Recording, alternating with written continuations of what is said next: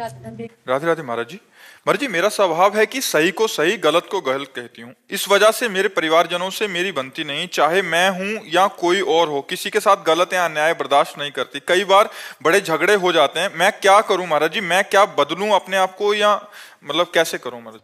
नहीं, बदलना तो बिल्कुल नहीं है, पर थोड़ा सा समझना है कि हमको अच्छाई का तो साथ देना है, पर बुराई से वैर नहीं करना है। वैर करना और उदासीन होना अंतर होता है। उदासीन का मतलब होता है निरपेक्ष हो जाना। हम आपसे न मित्रता रखेंगे न शत्रुता रखेंगे। अगर हम वैर करते हैं तो वो गलत था बुराई करके, और हम गलत हो गए वैर करके। बात तो एक ही हो गई ना। वो बुराई कर रहा है और हम बुराई का वैर कर रहे हैं, तो हम भी तो बुरे हो रहे हैं। हमारे अंदर भी तो गलत बात आ रही है। हम झगड़ा किए ना, हम मान लो लड़ाई किए ना, तो ये गलत बात है ना। हमको उपेक्षा कर देनी चाहिए। उसे कहते हैं शास्त्रीय शब्दों में उदासीनता। उदासीनता न मित्रता और न शत्रुता। आपका आचरण है, आप जानिए। बस बहुत कम लोग ऐसे होते हैं जो अच्छाई से चलते हैं, अच्छाई का साथ देते हैं। पर बुराई का त्याग करना है, पर बुराई से झगड़ा नहीं करना। यदि हमने बुराई से झगड़ा किया तो वो बुराई में स्थित है, हम झगड़े में स्थित है। बात तो एक ही हो गई। एक आदमी बुरा कर रहा है और एक आदमी बुरा उसको कह रहा है, तो समय तो दोनों का उसी बुराई में जा रहा है ना। तो अंतर क्या पड़ा? अंतर ये है, यदि हम में सामर्थ्य हो तो हम अपने प्यार के बल से, अपने धर्म के बल से उसकी बुराई दूर कर सके, ना कि बुराई का वैर करें। वैर करना बुराई की निवृत्ति नहीं होगी और बुराई को बढ़ोतरी होगी। जब हम बुरे आदमी से वैर करते हैं तो और बुरा बन जाता है वो। और जब हम बुराई को प्यार दें, बुराई को सहन करें, तो ये सहनशीलता उसकी बुराई को नष्ट कर देगी। ये अध्यात्म है। जैसे एक बार एक नाथ स्वामी गंगा स्नान करके आ रहे थे, तो ऊपर गली के एक विधर्मी का उनका मकान था, तो थूक दिया ऊपर। वो फिर गंगा नहाने गए, फिर थूक दिया, फिर नहाने 100 बार थूका। वो कुछ नहीं बोले, एक बार देखा भी नहीं गंगा स्नान करने। 100वीं बार वो आके चरणों में गिर गया, क्योंकि 100 बार थूका और वो एक बार भी नहीं देखा, एक बार भी गाली नहीं दिया, एक बार भी नहीं बोले। तो आके हाथ जोड़ा और कहा गलती पड़ गई, मुझे क्षमा करो, मैंने 100 बार आपके ऊपर थूका। तो उनका मेरे ऊपर आपकी कृपा हुई। देखो संतों का स्वभाव, अच्छाई का स्वभाव। मेरे ऊपर आपकी कृपा हुई क्योंकि मैं एक दिन में एक बार गंगा नहाता था, और आपकी कृपा से 100 बार गंगा नहाया हूं। इसमें अपराध क्या? वो जिंदगी भर के लिए बुराई छोड़ दी। ऐसे गंभीर संत होते हैं। तो हमें चाहिए, अच्छाई हमारी यही है कि बुराई हमको परास्त ना कर पावे और बुराई से हमारा वैर ना हो पावे। त्याग। महाराज जी, ये कैसे करें? नाम जप। नाम जप करोगे, नाम जप में बहुत सामर्थ्य होती है। जब अपने अंदर साधुता लाएंगे, हम नाम जप करेंगे, तो चाहे स्त्री हो चाहे पुरुष, बराबर भगवान की कृपा सब पर है। तो हमारे ऊपर जब कृपा होगी तो हम ऐसे सहनशील बन जाएंगे। नहीं, वैर करते करते आप देखो, एक शब्द बोली कि अच्छाई छोड़ दूं, कितनी कमजोर हो गई कि आप अच्छाई को छोड़ने के लिए प्रश्न कर दिए। इसलिए अच्छाई छोड़ने वाली चीज नहीं है। आज तो अच्छाई पे लोग चलना नहीं चाहते, पर अच्छाई को अभिमान में ना लाएं, वैर ना करें, भगवान का स्मरण करें और सबको सुख पहुंचाने की चेष्टा करें। यही अच्छाई है। वो अच्छाई ज़्यादा अच्छी नहीं है जिसमें हम दूसरों को क्लेश दें, दूसरों से लड़ाई झगड़ा करें कि हम बहुत अच्छे हैं, आप गलत हो। ये ठीक नहीं है। इससे परिवार में लड़ाई झगड़ा होता रहेगा और आप अशांत रहेंगे, और आपको अच्छाई से भी घृणा होने लगेगी कि वो अच्छाई किस काम की जिसमें रोज झगड़ा हो।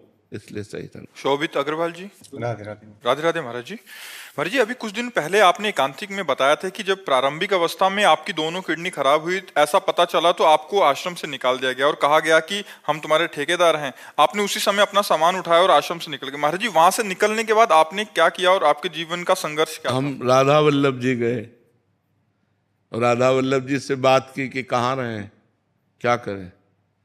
2 घंटा बैठे रहे, क्योंकि हमें विश्वास है कि हमारा बचपन से भगवान के मार्ग में रहना, तो हमने कदम कदम पे भगवान की लीला देखी है, उनकी कृपा देखी है, तो हमें विश्वास है कुछ न कुछ होगा। अगर उन्होंने निकाला है तो किसी न किसी रूप में वो हमारी व्यवस्था करेंगे। अब वृंदावन में हमारा किसी से परिचय नहीं था, 2 घंटा बैठे रहे, आरती हो गई ठाकुर जी की, कोई न संकेत मिला न कोई बात की, तो झोला टांगा बाहर निकले कि फुटपाथ में पड़े रहेंगे। जो ही निकले तो एक संत मिले, तो ऐसे ही राधे राधे करते, तो उनका कहाँ झोला टांगे जा रहे हो, तो बताया। अरे बोले चलो ना हमारे पास एक कमरा एक्स्ट्रा है, तो काली दह में उन्होंने कमरे में रखा। फिर कुछ दिन हुए तो गोस्वामी जी मिले जो राधा वल्लभ जी के हैं, तो उन्होंने कहा कि बाबा आजकल कहाँ रहते हो, तो हमने कहा पाठक बाबा अपने कमरे, आ जाओ ना हितधाम, कुटिया खाली है। बस हितधाम आ गए। तो हमारा जीवन का जो मोड़ हुआ वो हितधाम से हुआ, जो जीवन का हमारा परिवर्तन हुआ वो हितधाम से हुआ। 10वें वर्ष हितधाम में रहे, तो एक छोटी सी कुटिया थी, मतलब जिसमें पैर फैलाएं तो दीवार इधर इधर इधर, बस एक बाथरूम जैसी, और ऊपर छत टूटी हुई और बिजली का कनेक्शन नहीं। तो जब 10-12 वर्ष हो गए, हमारा चमत्कार और सब हुआ है भगवान का हमारे साथ, मतलब तो हम आश्चर्य माना। तो स्वामिनी कुंज जो बनी थी जिसमें हम सत्संग करते थे, वो सब आपस में मिल करके सब बन गई, हमको पता भी नहीं चला कैसे क्या बन गई। और बस फिर राधा के कुंज बनी, तो धीरे धीरे देख ही रहे सब, यहाँ तक ऐसे जीवन यात्रा हुई। हितधाम तक भिक्षा मांग के खाते थे, तो वास की व्यवस्था हितधाम में जब हुई, वो वहां से जीवन पलटा हमारा। वहां से जीवन पलटते पलटते अब देखो ये जीवन आ गया कि भगवान समाज की सेवा दे दी, वैसे बैठकर बात करने का, और लाखों लोग प्यार करते हैं। तो भगवान की कृपा से जिसको कोई पानी देने वाला नहीं था, आज हजारों लोग प्यार करने वाले हैं। ये भगवान का सब दिन होत ना एक समान, एक समय वो था और एक समय ये है। प्रभु एक छोटा सा प्रश्न है कि जैसे मैं गृहस्थ हूँ और संसार के सारे काम करता हूँ, भजन भी कभी होता है कभी उतना नहीं होता, तो हमेशा ये थोड़ा सा डर लगा रहता है कि कहीं माया एकदम से गिरा ना दे। हाँ, अगर आप समय को समर्पित करते रहें, जैसे 8 से 9 बजे तक आपने जो भी किया उस कर्म को, और 8 से 9 बजे तक के समय को भगवान को समर्पित करते रहें, तो भगवद समर्पण कर्म से आपकी बुद्धि पवित्र होकर भगवान में लग जाएगी।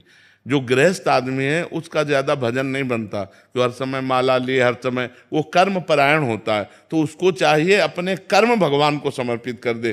जैसे 8 बजे से 8 बजे तक 12 घंटे नौकरी की, तो 12 घंटे बाद हे करुणा निधान भगवान, हे जगत के स्वामी, आपकी इस सृष्टि में ये 12 घंटे काम किए, ये 12 घंटे का समय और काम आपके चरणों में समर्पित, तो ये भगवद अर्थ कर्म उसको भगवत प्राप्ति करा देगा। भगवान ने हर रास्ता इसीलिए बनाया है कि हर जीव का मंगल हो जाए। तो जो बहुत क्रियापरायण है वो अपने क्रिया योग, कर्म योग को भगवान को समर्पित कर दे, तो उनका काम बन जाए। अजय राय जी। श्री हरिवंश। श्री हरिवंश महाराज जी। महाराज जी, जैसे आपने बताया कि ये मन 2 चाल चलता है, एक तो क्रिया कर देता है, दूसरा चिंतन कुछ और चलता रहता है, परंतु महाराज जी मेरे ये पापी मन 3 चाल चल रहा है महाराज जी। जैसे शरीर से कोई क्रिया कर रहा है, वाणी से नाम चल रहा है, और चिंतन तो भोग विलासों और गंदी बातों का हो रहा है महाराज जी। ऐसे में बहुत परेशान हो गया महाराज जी, निरंतर जप करने का भी प्रयास कर रहा हूँ, बट अंदर ही अंदर सुकून नहीं। उसे बहुत बढ़िया है, अगर नाम चल रहा है तो तुम चिंता मत करो, सब ठीक हो जाएगा, सब ठीक हो जाएगा। अभी चिंता मत करो। नाम बहुत बड़ी सामर्थ्य है, मतलब गुरु कृपा से नाम में भगवान के अपार सामर्थ्य है। भाव कुभाव अनख आलसहु, नाम जपत मंगल दिशि दसहु, 10 दिशाओं में मंगल हो जाएगा, तुम चिंता मत करो। ये चाहे 14 चाल चलने लगे, ये कुछ नहीं बिगाड़ पाएगा यदि नाम चल रहा है। और भगवान का नाम यदि नहीं चल रहा तो हानि है, फिर उसमें लाभ नहीं है। भगवान का चिंतन, हरि स्मृति सबसे बड़ी चीज। पूरी गीता जी सुनने के बाद अर्जुन को क्या मिला? नष्टो मोहा स्मृति लब्ध्वा त्वत्प्रसादान मयाच्युता, आपके कृपा प्रसाद से हे श्री कृष्ण मुझे अखंड स्मृति प्राप्त हो गई, मोह का नाश हो गया। बस भगवान की स्मृति ही सब कुछ है। यदि भगवान का नाम चल रहा है, भगवान का चिंतन चल रहा है, तो चिंता करने की जरूरत नहीं, सब मंगल हो जाएगा, 10 दिशाएं मंगलमयी हो जाएंगी। भाव कुभाव, जैसे हमारा भाव नहीं बन रहा मन कहीं और जा रहा है, क्रिया कुछ और हो रही, केवल मुख से हम राधा राधा रट रहे।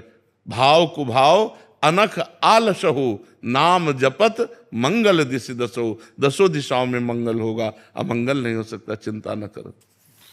आशीष जी, महाराज जी आपके चरणों में कोटि कोटि। महाराज जी मैं आपकी शिक्षाओं का पालन कर रहा हूँ और नाम जप भी कर रहा हूँ महाराज जी, फिर भी महाराज जी अंदर जो विकार हैं महाराज जी, कभी कभी शंका होती है कि नाम जप सही तो चल रहा है महाराज जी। देखो, विकार आज के नहीं हैं, विकार आज के नहीं हैं, अनंत जन्मों के हैं। हम कई बार एकांतिक में बताया है कि जैसे मैसेज डिलीट करना हो तो सामने मैसेज आता है ना, तो अब एक काम का मैसेज आया, डिलीट हुआ, फिर उसी काम के करोड़ों मैसेज सेम टू सेम है, तो हमको भ्रम हो जाता है कि डिलीट होता है कि नहीं होता। मतलब वही मैसेज करोड़ों हो और हमको एक एक डिलीट करना है, तो करोड़ों बार वो आएगा, तो हमको लगता है कि डिलीट हुआ कि नहीं डिलीट हुआ। वो डिलीट हो गया, ये नया है। अनंत जन्मों से दुर्वासनाएं परत की परत हमारे हृदय में जमा है। अब जब हम नाम जब शुरू करते तो अब यही जमा है, काम क्रोध लोभ मोह मद मत्सर की, तो वही बार बार जब निकलती तो लगता है यार कब तक बनी रहेंगी, बनी नहीं रह रही, वो निकल रहे हैं। जो हमारे अंदर जमा है वो निकल रहा है, मन निर्मल हो रहा है। धैर्य पूर्वक दीर्घ काल निरंतर सत्कार सेवितो दृढ़ भूमि, लंबे समय तक अगर आदर पूर्वक नाम जप किया जाए तो दृढ़ भूमि, हमारे हृदय में सारे विकार जितने हैं वो सब बाहर हो जाएंगे। नहीं तो निर्मल मन होगा ही नहीं, और निर्मल मन हुए बिना भगवान की प्राप्ति नहीं, तो निर्मल मन कैसे होगा? नाम जप से। जितना नाम जप करोगे मन निर्मल हो जाएगा। उमेश पुजारी जी, सातारा महाराष्ट्र से। राधा राधे राधे महाराज जी। महाराज जी क्या कुसंगति मिल जाना भी पाप का लक्षण है? ये दुर्भाग्य है हमारा। प्रारब्ध जो है वो कुमार्गगामी जो बना रहा है वो पाप प्रेरणा से ही बना रहा है। हमको बचना चाहिए विवेक के द्वारा। अभी सुसंगति कैसे मिलेगी महाराज? भगवान से प्रार्थना करे, बिनु हरि कृपा मिले नहीं संता। भगवान से प्रार्थना करे कि हमें संत संग मिले, हमें अंदर की जो सत्संगति है उसका प्रभाव पड़े, अंदर की कुमति का प्रभाव न पड़े। बुद्धि में दो भाव है, एक कुमति एक सुमति। तो सुमति भी अपना काम करती है, तो हम सुमति के अनुसार चले, कुमति के अनुसार। पाप के प्रभाव से कुसंगति मिल सकती है, लेकिन कुसंगति से बचना ये हमारी बुद्धि विवेक का कार्य है कि हम जानते हैं ये गलत है, तो हमें बचने की चेष्टा करनी चाहिए उस व्यक्ति से, उस वस्तु से, उस स्थान से जो हमें भगवान से विमुख कर दे, धर्म से विमुख कर दे, सतमार्ग से विमुख कर दे। ऐसी कुसंगति से हमें बचना चाहिए। कुसंगति पूर्व प्रारब्ध के वशीभूत मिल सकती है, लेकिन हम विवेक के द्वारा उससे बच सकते हैं। ऐसा नहीं कि वो हमको रौंद डाले। रौंद तभी डालेगी जब हम भगवान का आश्रय नहीं लिए, नाम जप नहीं कर रहे, तो हमारी बुद्धि पवित्र नहीं है, तो फिर वो बुद्धि कुसंगति में बह जाएगी। और को न कुसंगति पाए न साई, राहे न नीच मते चतुराई। कौन ऐसा है जिसको कुसंग मिले और नष्ट ना हो जाए? वो नष्ट भ्रष्ट हो ही जाएगा। वही बच सकता है जो भगवान का आश्रय लिए। सीम की चाप सके को तासु, बड़ रखवार रमापति जासु। जो रही मुत्तम प्रकृति, का कर सकत कुसंग। चंदन विष व्यापत नहीं, लपटे रहत भुजंग। जो उत्तम स्वभाव धारण करे, उत्तम स्वभाव यही है भगवान का चिंतन करना। संसार का चिंतन करना अधम स्वभाव है और भगवान का चिंतन करना उत्तम स्वभाव है।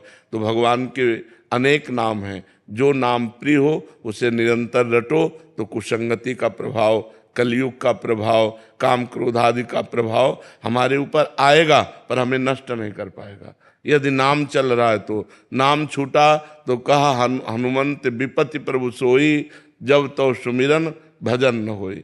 वही विपत्ति, वही संगति का प्रभाव हमारे हृदय में पड़ जाएगा जब नाम नहीं चल रहा।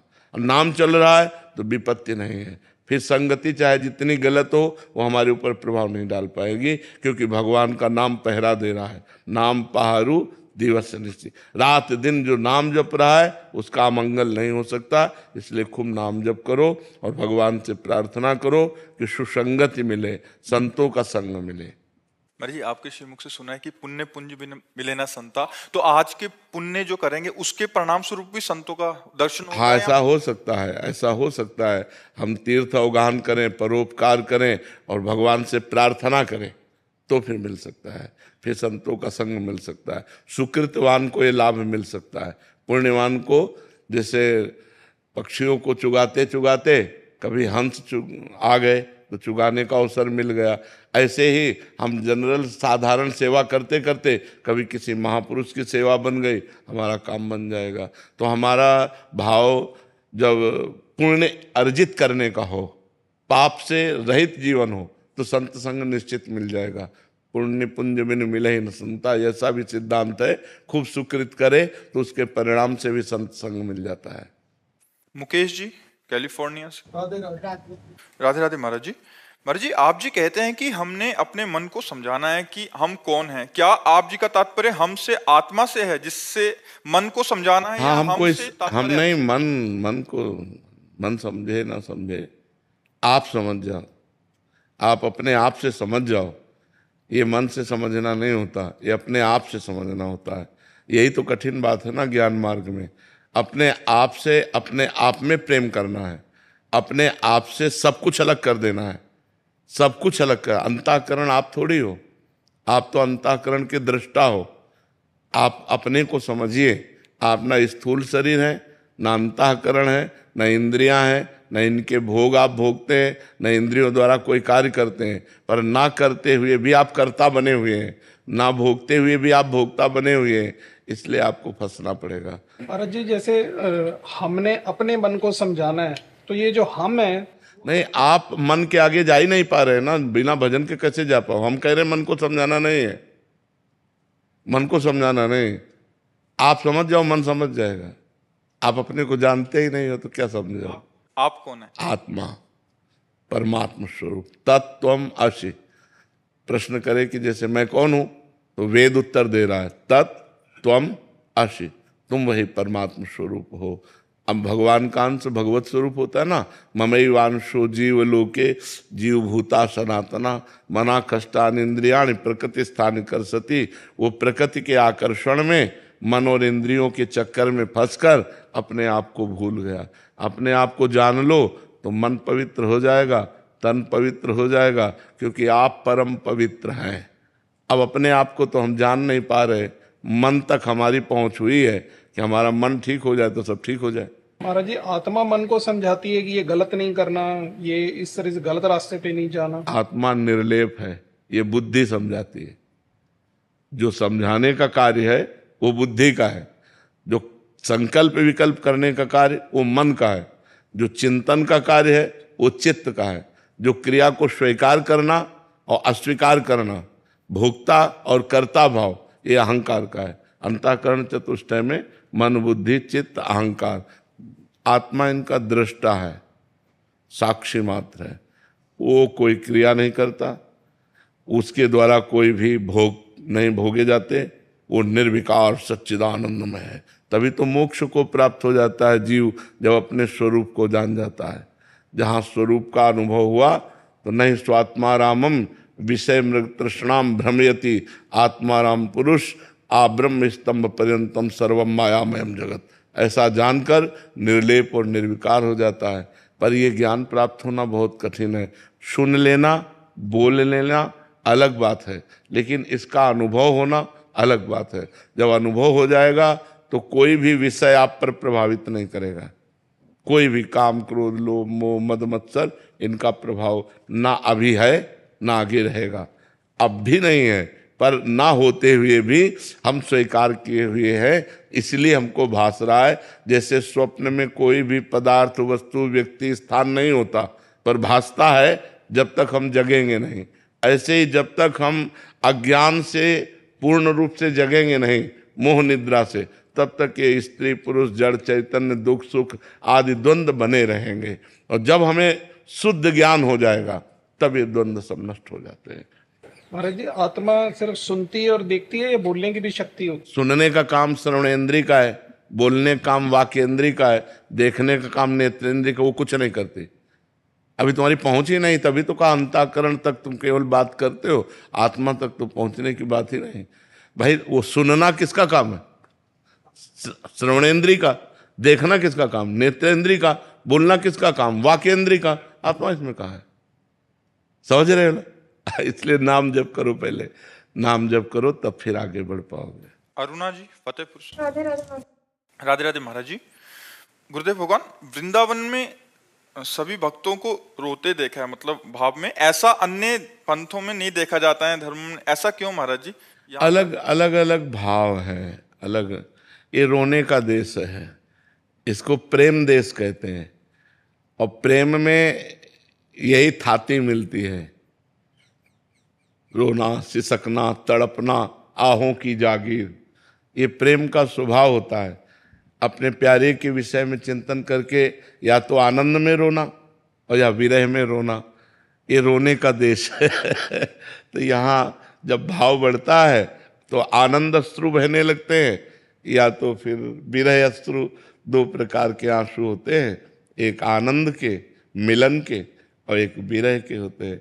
यहाँ के प्रेमियों में ये दो ही बातें देखी गई हैं। और नाम ले ले करके, पुकार पुकार करके, तड़प तड़प करके उनके लिए रोना, और मिल गए तो आनंद में रोना, आनंद में अश्रु प्रवाहित होते हैं। तो ये प्रेम देश वृंदा विपिन, वृंदावन धाम, ब्रज 84 कोस, ये प्रेम देश है। यहाँ की रज में प्रेम समाया हुआ है, यहाँ की लता पता में प्रेम समाया हुआ है। तो जब यहाँ कोई उपासना करता है तो उसके अंदर भी रंग आ जाता है। इस रजरानी का इतना बड़ा महत्व है कि उद्धव जैसे महात्मा कहते हैं, मैं यहाँ की लता गुल्म औषधि बन जाऊं, जिससे वृंदावन की रज, ब्रजवासियों की चरण रज हमारे ऊपर उड़कर पड़े और मैं भी प्रेम को प्राप्त हो जाऊं। इसी रजरानी का प्रभाव है कि भगवान के लिए आंसू आना बहुत बड़ी बात है। आंसू तो सबके आते हैं, कौन नहीं रोता, पर कोई अपने तन के लिए रोता है, कोई तन संबंधी के लिए रोता है, कोई धन के लिए रोता है। भगवान के लिए कोई रोए, अहो भाग्य, अहो भाग्य, धन्य भाग्य है। सतरत्य सतरत्य सा लोकांतारेति, वो स्वयं तर जाता है, स्वयं तर जाता है, लोगों को तार देता है। मम भक्ति युक्तो भुवनम पुनातु, जो भगवान के लिए रोता है, जो एकांत में बैठ करके भगवान के लिए रो रहा है, नाथ हे करुणा, धन्य है। वही तो जगत को पावन करने वाला महात्मा है, जिसके आंसुओं से भूमि भींगती है भगवान के विरह में या भगवान के मिलन में। तो धन्य है उनका जीवन। इसलिए ये देश प्रेम देश है, यहाँ प्रेम की महिमा है। ये साधना भूमि नहीं, ये सिद्ध भूमि है। ये प्रेम, यहाँ बड़े बड़े सिद्ध महापुरुष भी याचना करते हैं, शिव सनकादिक, जो रज चाहत सो रज शीस चढ़ाऊं, किशोरी तेरे चरणन की रज पाऊं। बड़े बड़े ब्रह्मा शिवादि भगवत स्वरूप महापुरुष भी यहाँ का वास चाहते हैं, यहाँ की रजरानी को माथे पे चढ़ाना चाहते हैं। अनिल जी। राधे राधे। राधे राधे महाराज जी। महाराज जी, आत्मज्ञान प्राप्ति के लिए समादिष्ट गुरु से प्रार्थना करने से जीवन में जीवंत गुरु का आगमन होता है क्या? ऐसा भी हो सकता है, जब आप उनसे प्रार्थना करोगे तो किसी न किसी रूप में अपने आकर के आपको उपदेश देंगे। जब हम किसी महापुरुष का आश्रय लेते हैं तो महापुरुष और भगवान अभेद हो जाते हैं। ब्रह्मविद ब्रह्म ही भवति, जो ब्रह्म को जान लेता है वो ब्रह्म स्वरूप हो जाता है। तो अब अव्यक्त तो वो हो चुके, अंतर ध्यान हो चुके, तो भगवान के स्वरूप हो चुके। जब उनका चिंतन करेंगे तो भगवान संयोग बना देंगे, किसी न किसी महात्मा से मिला देंगे, जिससे हमारा जो मार्ग अवरुद्ध हो रहा था, जहाँ हम रुक रहे थे, लड़खड़ा रहे थे, हम आगे बढ़ जाएंगे। महाराज जी, जैसा आत्मज्ञान प्राप्त करने के लिए हम समाधिस्थ गुरु से प्रार्थना करते हैं, तो वो जीवंत सदगुरु को हमारे जीवन में ला देते हैं। लेकिन जीवंत गुरु लाने के बाद फिर हम जो दीक्षा पाते हैं उनसे, तो फिर से समाधिस्थ गुरु कार्य हम कर सकते हैं। हमको भावना कर लेनी चाहिए जीवंत गुरु में कि पूर्ण पर ब्रह्म परमात्मा मेरे उद्धार के लिए आया। अब द्वैत नहीं रखना चाहिए, वो अलग और ये अलग, ऐसा नहीं रखना चाहिए, क्योंकि गुरु साक्षात पर ब्रह्म, ये हमें बुद्धि लानी है। गुरु साक्षात पर ब्रह्म, तस्मै श्री गुरुवे नमः। गुरु में अगर लघु भाव रहा तो समाधिस्थ महापुरुष में श्रेष्ठ भाव, और जीवंत गुरु में लघु भाव, तो कभी काम नहीं बन पाएगा। हमको यही भावना करनी है कि वही महापुरुष इस रूप में आए हैं, अब जो ये आज्ञा करेंगे हमको वैसे चलना है। तो परमात्मा तो सर्वत्र है ना, फिर गुरु तो परमात्मा स्वरूप है ही। हम अपने गुरुदेव में पूर्ण रूप से ब्रह्म भाव कर पावे, यही हमारी साधना है। और जब गुरु में ब्रह्म भाव हो गया तो ब्रह्मानुभूति अपने आप हो जाएगी। गुरु साक्षात परब्रह्म, ये बात आना बहुत कर। गुरु तो लाखों लोग बनाए, लेकिन गुरु साक्षात परब्रह्म ये अनुभव नहीं होता। साक्षात परब्रह्म से हम बात कर रहे हैं, साक्षात परब्रह्म का हम दर्शन कर रहे हैं, ऐसा का अनुभव होता है? ये होता है एक अच्छे संत हैं, बहुत इतनी बात आई कि अच्छे संत हैं, पता नहीं समाधिस्थ है कि नहीं है। हमारा मनुष्य बुद्धि गुरु के प्रति जो होती है वो नहीं निकल पाती। अगर ब्रह्म बुद्धि आ जाए तो फिर ब्रह्म दो नहीं है, एको ब्रह्म द्वितीयो नास्ति। तो वही साक्षात पर ब्रह्म तो गुरुदेव के रूप में विराजमान है। अब हम और कौन समाधिस्थ महापुरुष का चिंतन करें, वही है, इस रूप में आ गए हैं। बस ये भाव बदल, यही मानना है कि वही है, ये इस रूप में आया। बिल्कुल, बस बस बस बस जी। नितिन जी। श्री हरिवंश। श्री हरिवंश महाराज जी। महाराज जी, मेरे में ऐसा कुछ नहीं है जिस पर मैं अभिमान करूं, फिर भी ये अभिमान बना ही रहता है महाराज जी। हाँ, ये अज्ञान के कारण बना रहता है। जब भजन करोगे तो अज्ञान नष्ट हो जाएगा। भजन करो, खूब नाम जप करो, राधा राधा राधा, राम राम राम, कृष्ण कृष्ण, हरि हरि, जो नाम प्रिय हो, खूब नाम जप करो। नाम जप से सब ठीक हो जाएगा। 5 वर्ष के प्रहलाद जी परम ज्ञानी महात्मा हुए केवल नाम के प्रभाव से। जो नाम हरि का जपा तो इतने विशुद्ध महात्मा हुए कि सर्वत्र भगवत बुद्धि, यहाँ तक कि खंभे से भगवान को प्रकट कर लिया। सर्वत्र भगवत बुद्धि, नाम जप का बहुत बड़ा प्रभाव है। इसलिए नाम जप करो तो सब ठीक हो जाएगा। षड विकार जित अनघ अकामा, 6 विकारों पर विजय वो प्राप्त कर सकता है जो नाम जप करता है। काम क्रोध लोभ मोह मद मत्सर, अनघ निष्पाप हो जाता है। अकामा, कोई कामना नहीं रहती। भगवान के नाम में बड़ी सामर्थ्य है, खूब नाम जप करो। शिवानी जी जलंधर से। राधे राधे महाराज जी। महाराज जी, भक्ति रस से प्रेम रस में जाने के लिए क्या करना चाहिए? भगवान का दृढ़ आश्रय, संसार के भोगों से वैराग्य, शास्त्रों में भगवत लीला चरित्र, भगवत गुणगान जो किया गया है, खूब मन लगाकर पढ़ना और सुनना, और निरंतर नाम जप और साधु संग, इसी से प्रेम हो जाएगा। पहले दृढ़ आश्रय भगवान का लें, भगवान के सिवा हमारा कोई नहीं। जैसे मीरा जी कह रही, मेरे तो गिरधर गोपाल दूसरों न कोई। फिर शास्त्रों में जो भगवान के लीला चरित्र हैं उनका गायन करें, उनको खूब सुने, तो हमारी भगवान से रति होती है। हमारे हृदय में जो विकारात्मक भाव हैं, गंदी बातें हैं, उनका हम त्याग करें, खूब नाम जप करें, साधु संग करें, तो भगवान से हमारी जो साधारण भक्ति है वो प्रेम भक्ति में परिवर्तित हो जाएगी। और इसके लिए साधु संग अनिवार्य है। भक्ति स्वतंत्र सकल सुख खानी, और बिन सत्संग न पावई प्राणी। भक्ति परम स्वतंत्र है, भगवान को अधीन करने वाली है, पर बिना संतों के संग के भक्ति का प्रादुर्भाव नहीं होता। जब हम साधु समागम करते हैं तो संतों के वचन से, उनके दर्शन से, उनकी भगवत प्रीति से हमारे अंदर भी भगवत प्रीति का प्रादुर्भाव होता है। विशेष बात यह है कि ये एक संक्रामक रोग जैसा प्रेम है। संक्रामक रोग जैसे हमारे हो, आप हमारा ज़्यादा सानिध्य ले, जैसे खान पान जूठन इस तरह, तो आपके हो जाएगा। ऐसे ही कहा गया कि जो भगवत प्रेमी महात्मा है, तिनकी संगति रहत जाति कुल मद सब नंसई।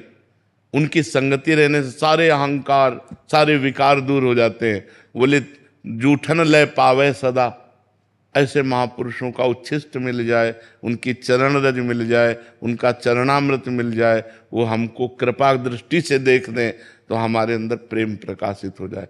प्रधान तो भगवान की कृपा, और साधन ये कि भगवान का आश्रय, शास्त्रों का स्वाध्याय, संसार के गलत भोगों से वैराग्य, भगवान के नाम का जप और साधु संग। राधा जैन जी। राधे राधे महाराज। राधे राधे महाराज जी। महाराज जी, हम वाकई में अध्यात्म, प्रेम और भक्ति के मार्ग पर चल रहे हैं, ये किन संकेतों से पता चलता है? जब विकारों का हमारे अंदर प्रभाव कम पड़े, कम होने लगे और भगवान का चिंतन अधिक होने लगे और हमारे अंदर सहनशीलता आने लगे। यम ही न व्यथ्यन्ते ते पुरुषम पुरुषर्षभ सम दुखा सुखाधीरम स्वमृतत्वाय कल्पते। सुख और दुख में समान, मान और अपमान में समान। हमारे अंदर जो विकार आया उसको हम सह गए। किसी भी तरह से हमारे अंदर विचलता पैदा न होना, किसी भी तरह से भगवत विस्मरण न होना, हर स्थिति में प्रसन्न रहना, हम अध्यात्म में चल रहे हैं। महाराज जी, अखंड स्मृति का हाँ, भगवान का अखंड स्मरण ही जीवन की बहुत बड़ी संपत्ति है। राधे राधे महाराज जी। महाराज जी, आप कह रहे हैं कि आपने अपनी आत्मा को देखा है और यमदूत के भी दर्शन हुए, एक ऐसी स्थिति आई और अब हमें बड़ी समस्या तो ये हो गई कि आप अलग हो गई, आत्मा अलग हो गई। आत्मा कोई दृश्य है क्या? अभी सुना था कि आपसे बात हुई थी, आत्मा दृष्टा है, साक्षी है। दृश्य पार्थिव होता है, प्राकृतिक होता है। जो हमारी दृष्टि में आता है वो पार्थिव होता है, वो प्राकृतिक होता है, लेकिन दृष्टि को जो पावर दे रहा है वो आत्मा होता है। आपने आत्मा को देखा है, यही घोर अज्ञान की बात है। आप अलग हो गए, आत्मा अलग हो गई। अरे आप ही तो आत्मा है। कि आत्मा को हमने देखा है और यमराज को देखा है, इनको देखा है, उनको देखा है। मृत्यु के बाद में कुछ लोग वापस आते हैं, उसको नियर डेथ एक्सपीरियंस कहते हैं। बहुत कम केसेस में ऐसे होता है। ये सब बकवास की बातें हैं। एक बार यमराज की फांसी में फंसा तो दोबारा चोटने की ताकत नहीं होती। वहां चूक थोड़ी होती है। रमेश नाम के लाखों आदमी हो सकते हैं विश्व में, तो बोले रमेश की मृत्यु होनी है, तो ऐसा थोड़ी है कि अब यमदूत जो है घूमे कि भैया तुम रमेश हो कि तुम रमेश हो। वहां तो एक सेकंड के कम हिस्से में पूरा हिसाब हो गया। उत्तर प्रदेश के अमुक गांव के अमुक कोने में अमुक जगह इतनी आयु, इतना रंग, इतना रूप, एक सेकंड में अंतर्यामी है। एक सेकंड में जाकर के उसका काम तमाम कर दिया। तो वैसी थोड़ी कि उनसे भूल हो सकती है कि यमराज के पास गए, बोले ये रमेश नहीं यार, वो वाला रमेश रहा है। बोले छोड़ो इसे। ऐसा हो वहां दिन भर झगड़े चलता रहे, ऐसा नहीं है। जी संत हमारी आत्मा और हम संतों की श्वास,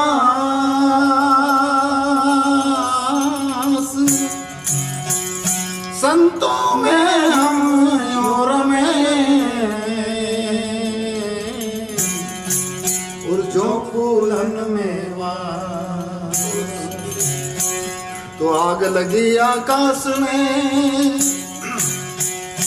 ए जी आग लगी आकाश में, न जल जल पड़े अंगार।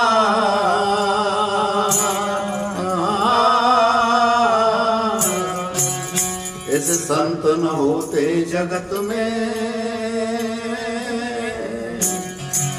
जल मरता संसार।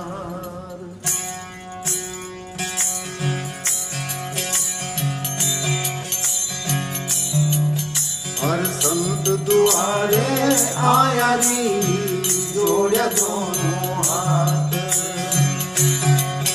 हर संत दुआरे में आया री, जोड़े दोनों हाथ। ये जोड़े दोनों हाथ सकीरी, करूं ज्ञान केरी बात। संत दुआरे आया री, जोड़े दोनों हाथ। हर सदगुरु द्वार में आया री, जोड़े दोनों हाथ। हर सदगुरु आया, शब्द सुनाया, निज मन हो गया हाथ। हर सदगुरु आया न शब्द सुनाया, निज मन हो गया हाथ। अरे सत शब्द की सेण बताई, माला जपूं दिन रात।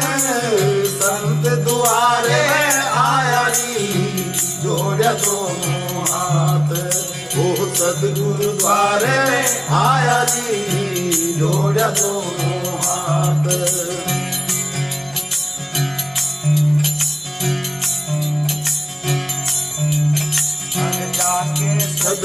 सदा साथ है, वाको नहीं कोई घात। ऐसे सदगुरु सदा साथ है रे, वाको कोई नहीं घात।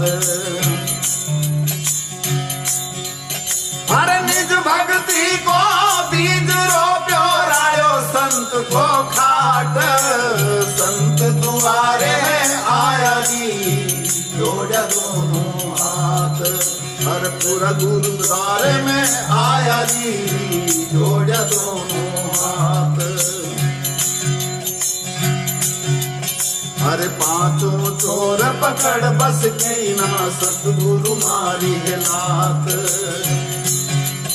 हाँ पांचों चोर पकड़ बस की ना, सतगुरु मारी है लात। हर कुकर्मों की जात बनाई, ईश्वर की नहीं जात। संत दुआरे में आया जी, जोड़ा दोनों हाथ। हर सतगुरु द्वारे आया जी, जोड़ा दोनों हाथ। हर साहिब कबीर मोह समरथ मिल गया, नोद दी माया भात। हर साहिब कबीर मोह समरथ मिल गया, नोद दी माया भात।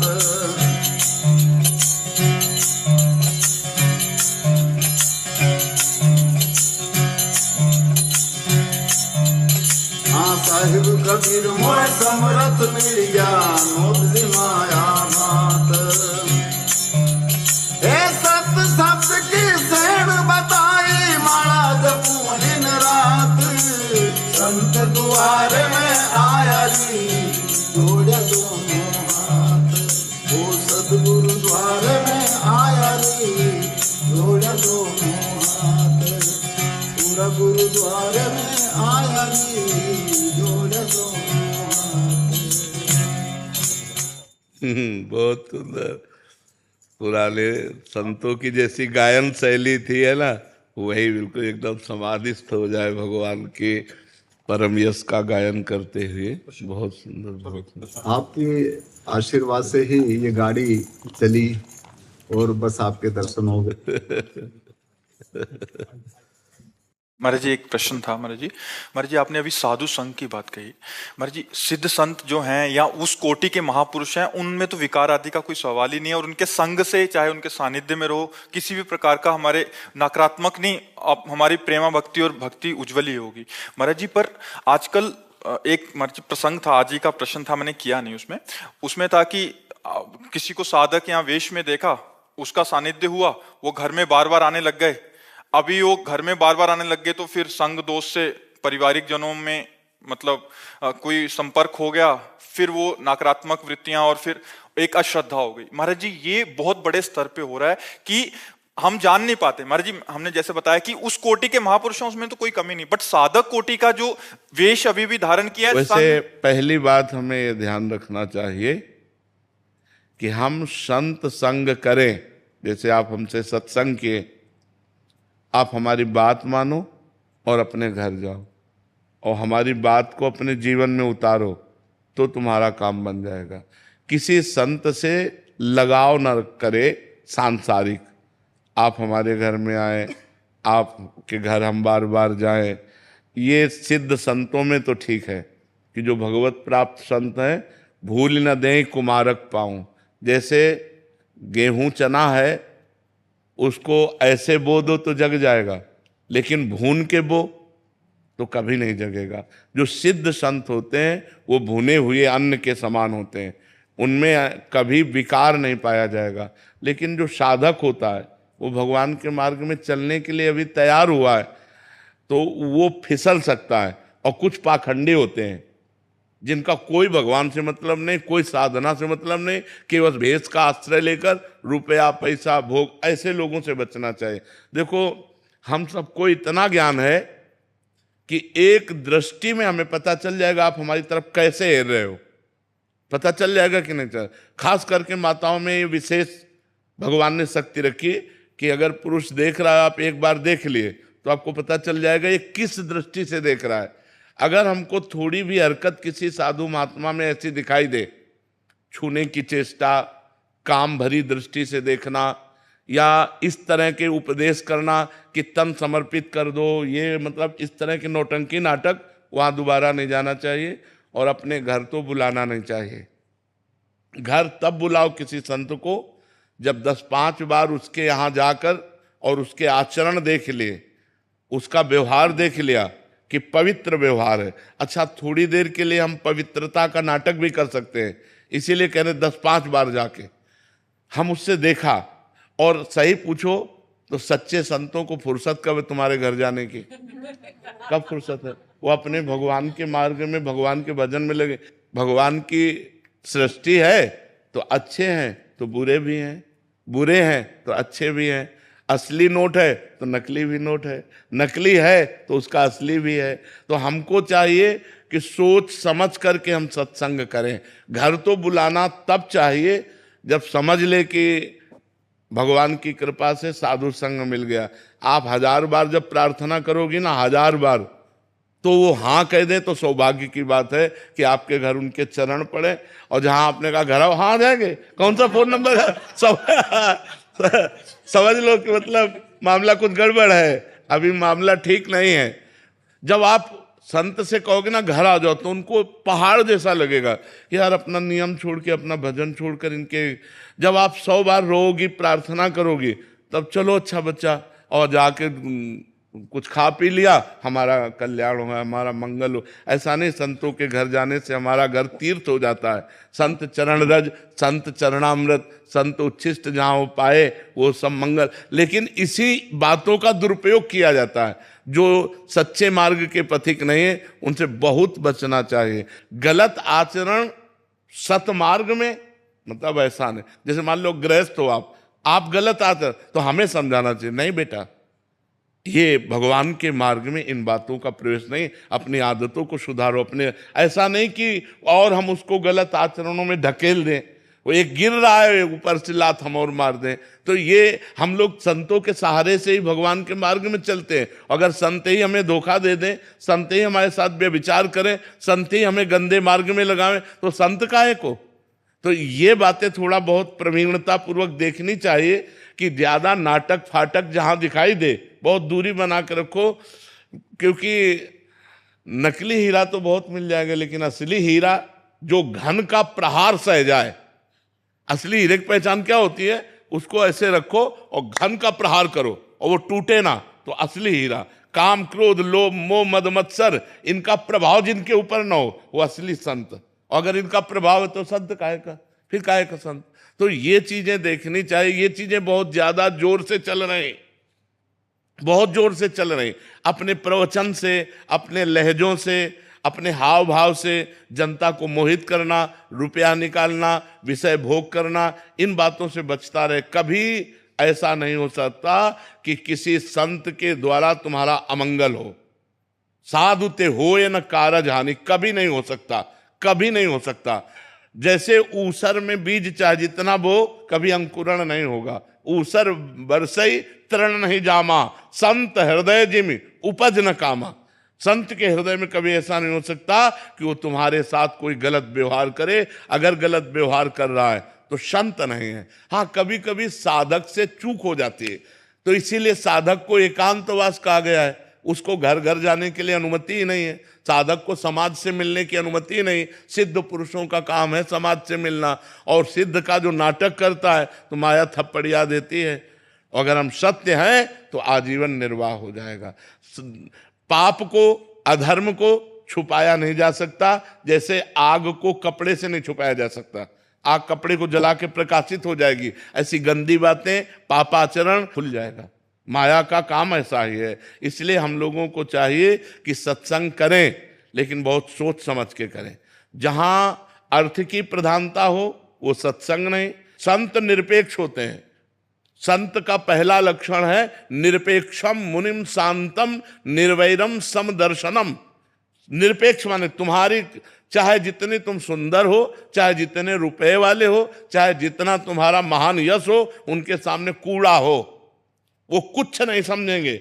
निरपेक्षम मुनिम शांतम, वो निरपेक्ष रहेंगे। उनकी लाइन में सब बराबर है। उनकी लाइन में नहीं कि वो अगर तुम्हें ज्यादा प्यार दिखाने लगे तो वो संत का प्यार नहीं होगा। ध्यान रखना, ज्यादा प्यार संत जब दिखाते हैं तो वो कसौटी पे कसते हैं, वो भ्रष्ट नहीं करते, वो कसौटी पे कसते हैं। वो तुम्हारा अपमान करेंगे, फिर इसके बाद आप हाथ जोड़े खड़े हो, तब उनकी करुणा दृष्टि होगी कि हाँ अब सही बात। वो तुम्हारे प्रति आसक्त नहीं होंगे, वो तुम्हारे शरीर पर आसक्त नहीं होंगे। शरीर पे आसक्त होने वाला, धन पे आसक्त होने वाला, मान पे आसक्त होने वाला, वो संत नहीं हो सकता।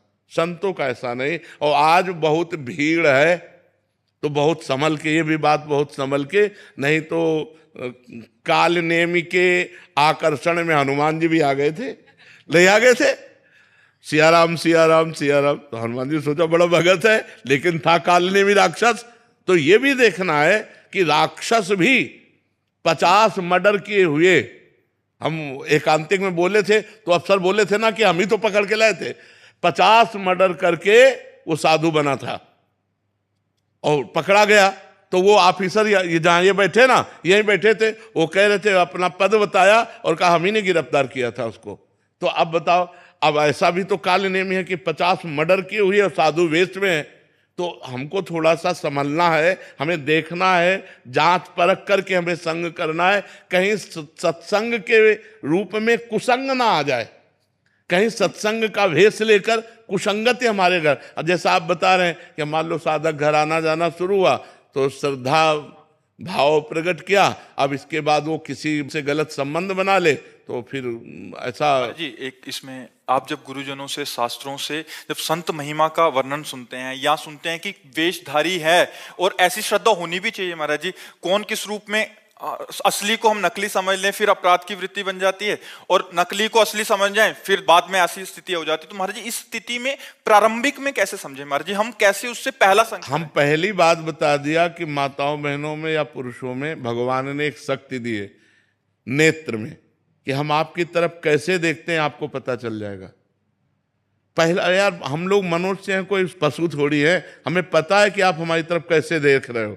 एक होता है देखने का तरीका, वो देखने का तरीका, वो बोलने का भी एक तरीका होता है। लच्छेदार भाषण दे करके आदमी को फंसाना, तो अपने समझ में आ रहा है कि ये जलेबी फेंक रहा है, ये टेढ़ी मेढ़ी जो जलेबी फेंक रहा है, ये फंसाने वाली बात बोल। साधु महात्मा हम कहते हैं कि अपने आप आपको समझ में आएगा, नहीं समझ में आएगा, अपने आप समझ में आएगा सत्य क्या है और सत्य क्या है। असत्य का तो पता चल ही जाता है कि यार नौटंकी नाटक पाखंड कर रहा है, अपने आप समझ में आ जाएगा। हमें, हमारे हृदय में भगवान बैठे हुए हैं, हमारे हृदय में सदगुरु बैठे हुए हैं। हम उनसे पूछे कि सही है कि गलत, तो कह देंगे उठो चलो यहाँ सही नहीं है। और जहाँ सही होगा तो हृदय शीतल हो जाएगा, हृदय आनंदित हो जाएगा, हमारे दुर्गुण हटने लगेंगे। हमको ऐसा जैसे अपनी माँ से प्यार, ऐसे सदगुरु से प्यार होने लगता है। सदगुरु माँ है, तुम्हें वो माता च पिता तुम्हें वो, गुरुर ब्रह्मा गुरुर विष्णु गुरुर्देव महेश्वरा गुरु साक्षात पर ब्रह्म। वो पर ब्रह्म इस तरह की हरकतें करेगा, इस तरह की बातें करेगा। तो हमको अगर ज्यादा ज्ञान नहीं है तो इतना तो ज्ञान है ही कि ये क्रिया, ये इसके देखने का तरीका, इसकी चेष्टा, तो ये कभी कोई सदगुरु, हम आपको सच्ची कहते हैं, जो सच्चा संत होगा, आप छूने की चेष्टा करें तो आपको डांट देगा, ये बच्चा दूर से रहे। तो कई ऐसे लक्षण होते हैं जिनसे हम पहचान सकते हैं कि ये हमारे साथ गलत व्यवहार कर रहे हैं या सही व्यवहार कर रहे हैं। धन की मांग, तन की मांग, अन्य भोगों की मांग, बिल्कुल कपट पाखंड है, संत नहीं। संत कभी ऐसे नहीं कर सकता, मर चाहे जाए ऐसे नहीं कर सकता, पक्की बात समझ लेना। संत भगवान के पूर्ण आश्रित रहते हैं और भगवान उनका भरण पोषण करते हैं। जो अर्थ की लोलुपता, जो शरीर की लोलुपता, जो भोगों की लोलुपता, वहां पाखंड होता है, दंभ होता है, नाटक होता है, सच्ची भक्ति या साधुता नहीं होती। इसलिए सावधान भी रहें। ये बहुत बढ़िया बात है कि हम कहीं फंस करके अपने धर्म को, अपनी मर्यादा को नष्ट न कर दें, क्योंकि बहुत से पाखंडी लोग ऐसे। हम एक संत हमको मिले लाल कपड़े में, तो उस समय हम भिक्षावृत्ति करते थे, तो उन्होंने कहा आप कहाँ भोजन पाते? तो हमने कहा हम तो ब्रजवासियों के घर में मांग के पाते हैं। तो उनका हमको भी बता दीजिए वो घर जहाँ आप मांग के पाते हैं।